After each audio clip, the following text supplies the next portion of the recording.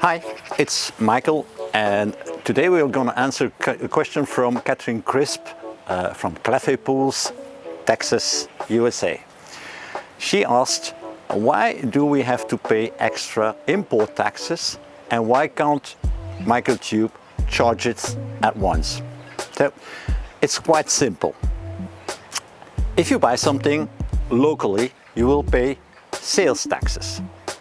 If you buy something in another country, you won't pay sales taxes, but you will pay import taxes.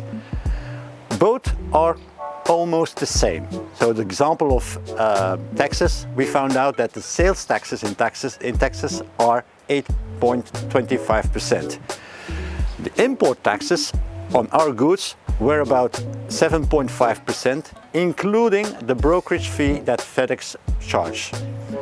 So somehow it's a substitute from the sales tax. That's all.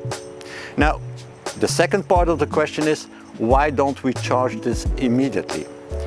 Well, Catherine, it is very difficult to know all the different import taxes all over the world. And I think you might imagine that even in between states in America there is a difference.